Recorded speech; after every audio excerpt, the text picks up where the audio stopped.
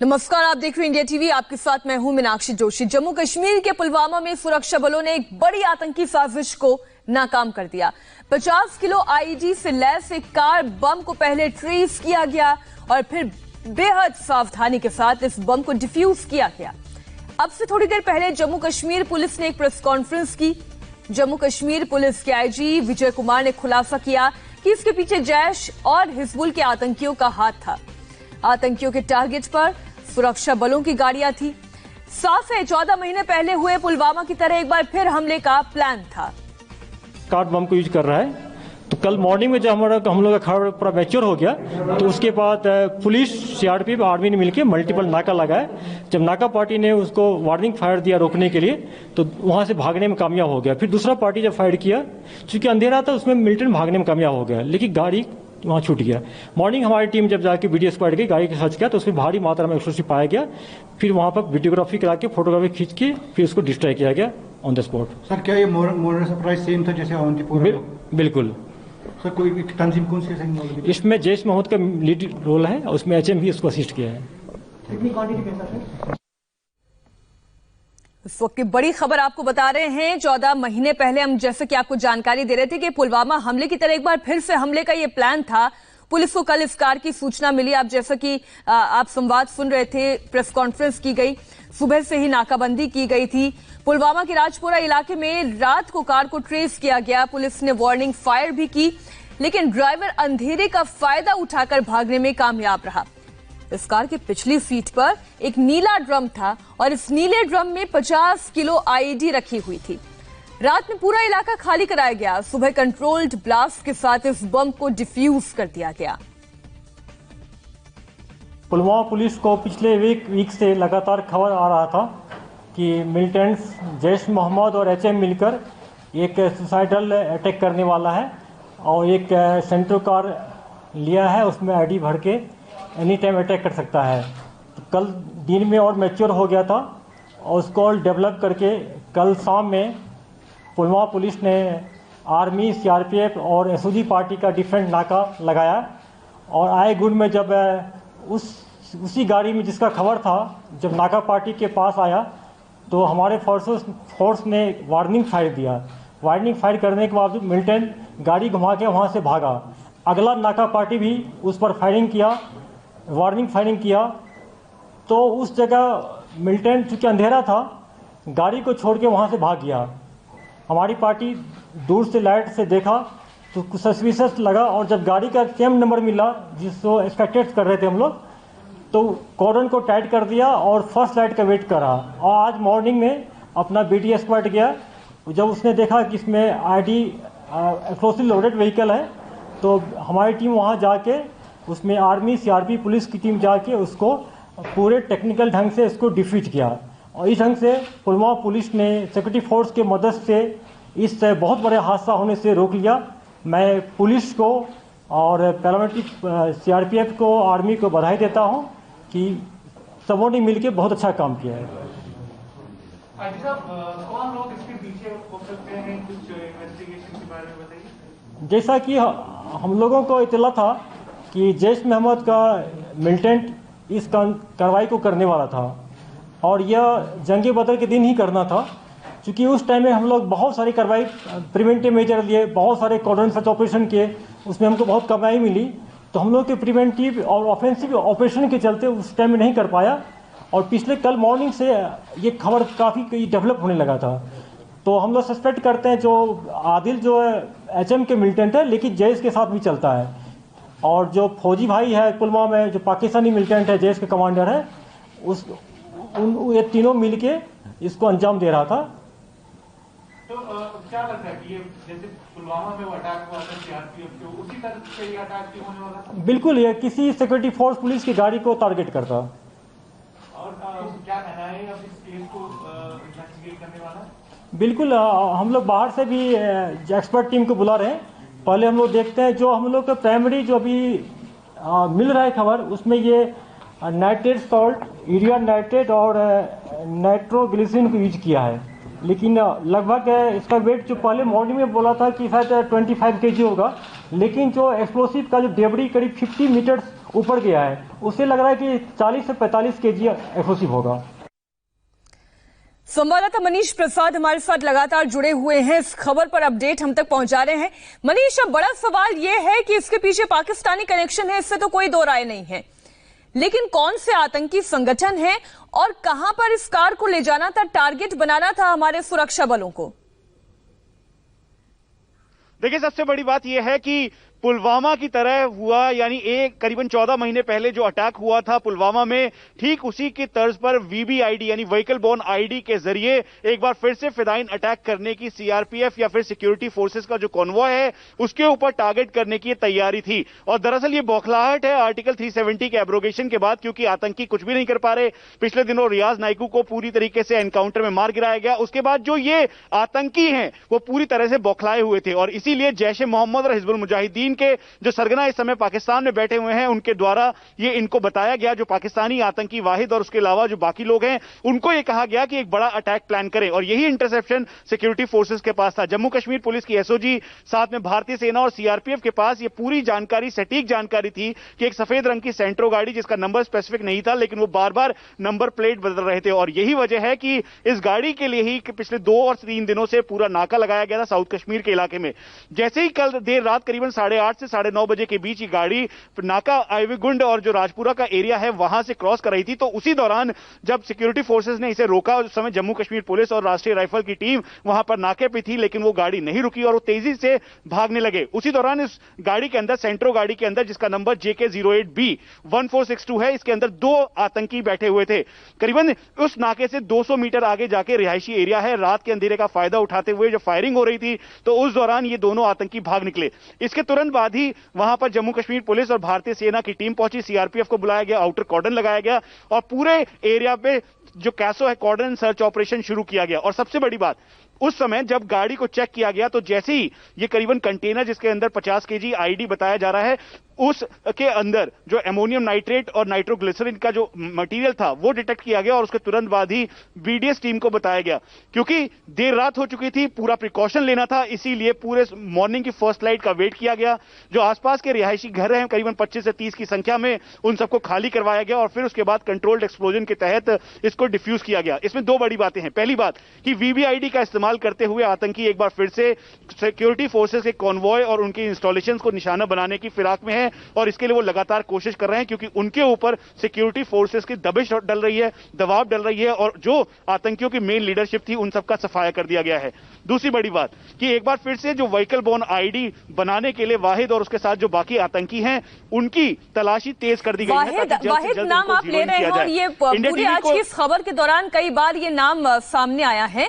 जरा आप ये बताएं, ये वाहिद, ये शख्स है कौन? हम आपसे इस बारे में जानकारी लेंगे, लेकिन नीले रंग की इसी ड्रम में एक 50 किलो का आईडी, देखिए आप ये ड्रम देख पा रहे हैं इस तस्वीर में, ये जो ड्रम है इसी ड्रम के भीतर 50 किलो आईईडी था। कार की पिछली सीट पर यह ड्रम रखा हुआ था। जैसा कि पुलिस ने अपनी प्रेस कॉन्फ्रेंस में यह जानकारी दी कि कार को जब इसका पीछा किया जा रहा था तो बार बार ये बोला जा रहा था कि आप कार को रोकें, उसे रोकने की कोशिश की गई, लेकिन अंधेरे का फायदा उठाकर एक सुनसान इलाके में इस कार को पहले रोका, वहां से भाग निकलने में 2 आतंकी कामयाब हो गए। लेकिन जो नीला ड्रम आप देख रहे हैं ये आतंकी साजिश का सबसे बड़ा सबूत है। इसी ड्रम के भीतर आईडी रखा हुआ है और इसी बहुत ही कंट्रोल्ड एनवायरनमेंट में ब्लास्ट करके इसे खत्म किया गया। अब ब्लास्ट की वो तस्वीर आप देखिए, बम स्क्वाड टीम यहां पर पहुंची, इसे ब्लास्ट करके खत्म किया गया। मनीष हमारे साथ लगातार बने हुए। मनीष, हम आपसे जानना चाह रहे थे कि वाहिद, ये जो नाम बार बार सामने आ रहा है, ये वाहिद, ये शख्स आखिर है कौन? कौन से आतंकी संगठन से ये जुड़ा हुआ है? देखिए, हम आपको सबसे पहले मीनाक्षी, सबसे पहले हम आपको यह बता दें कि जैश ए मोहम्मद और हिजबुल मुजाहिदीन की साजिश थी कि व्हीकल बोर्न आईडी को एक बार फिर से सेटअप किया जाए। इसके लिए आपको 14 महीने पहले यानी 14 फरवरी 2019 का जो पुलवामा अटैक था जिसमें आदिल अहमद दार इको गाड़ी के अंदर व्हीकल बोर्न आईडी लेकर आया और फिर उसको कॉन्वॉय को अटैक किया, उसको समझना होगा।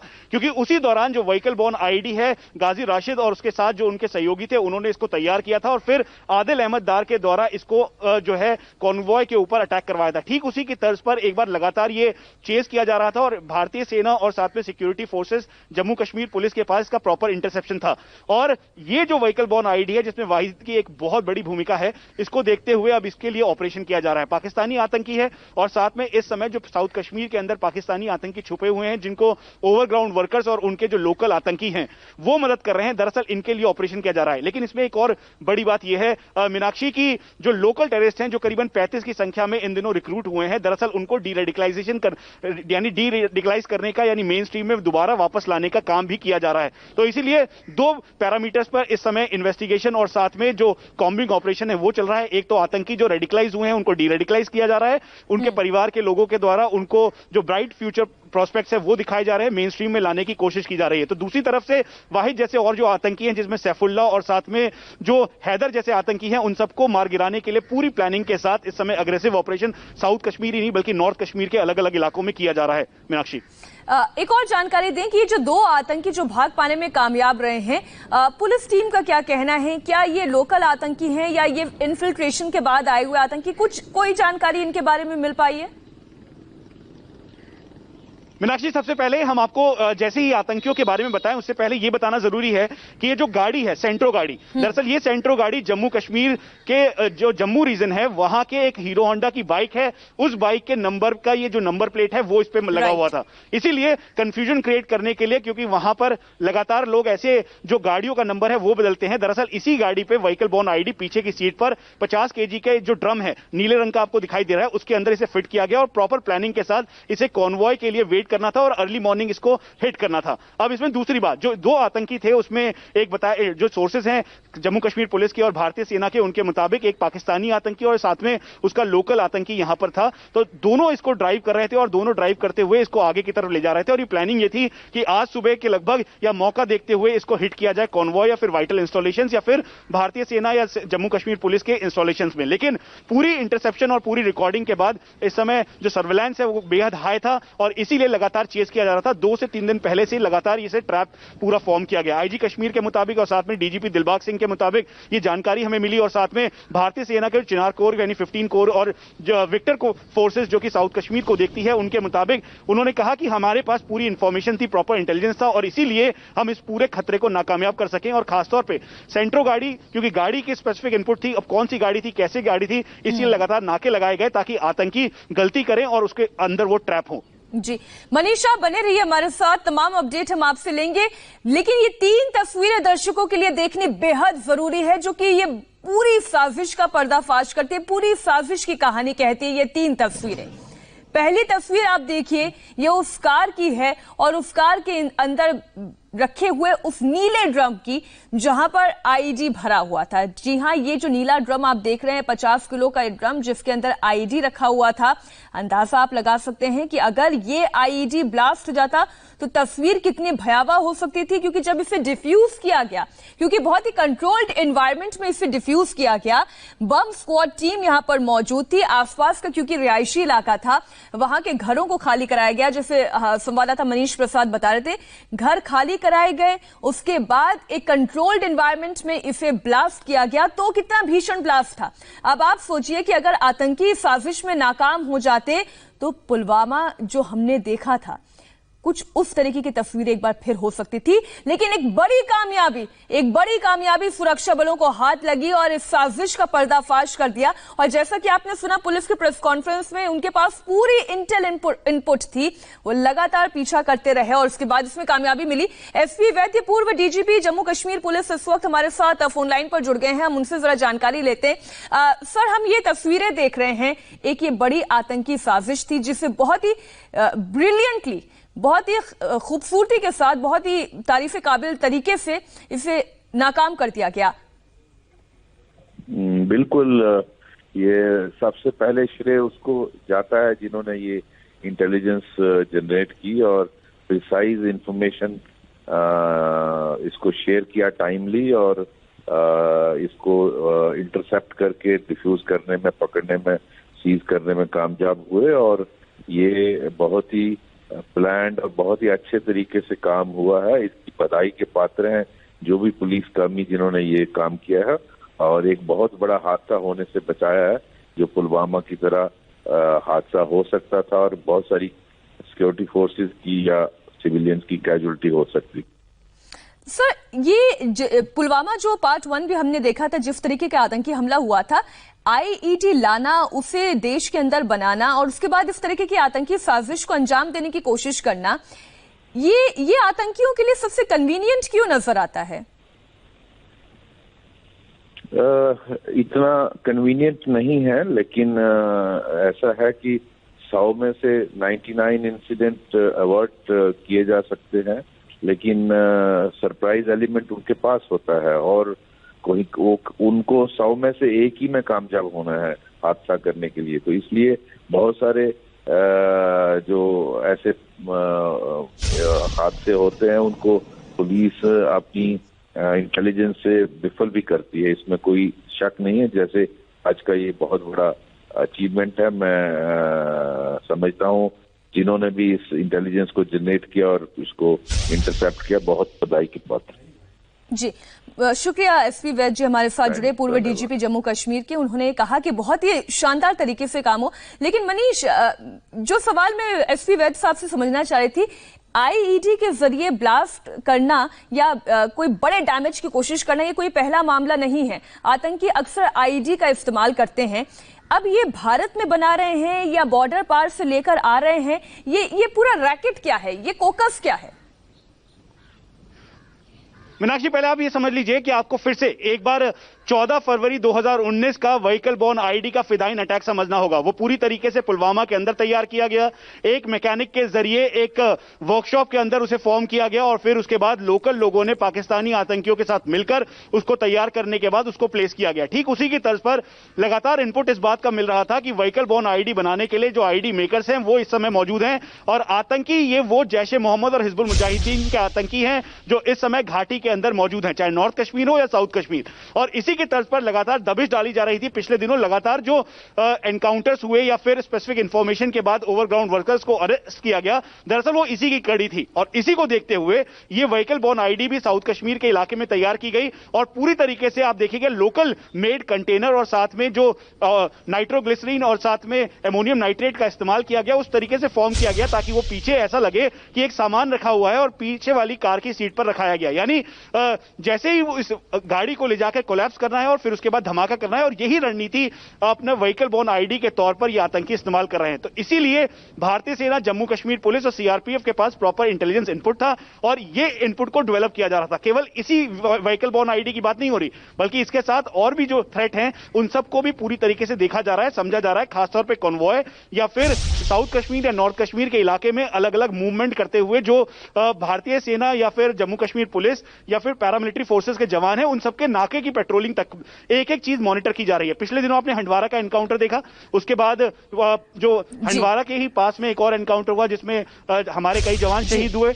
इन सभी को देखते हुए लगातार जो इंटेलिजेंस इनपुट है उसे गैदर किया जा रहा था और इसीलिए वोल्फ और तभी एसपी वैद्य जी भी कह रहे थे कि कोशिश तो उनकी हर बार होती है लेकिन कामयाबी शायद कभी किसी एक में ही मिलती है और हर बार हमारे सुरक्षा बल कामयाबी हासिल करते हैं, जिसकी एक बानगी इस वक्त इंडिया टीवी पर दर्शक देख रहे हैं। मनीष, आप बने रहिएगा हमारे साथ। हमारे लिए वक्त एक छोटे से ब्रेक का है।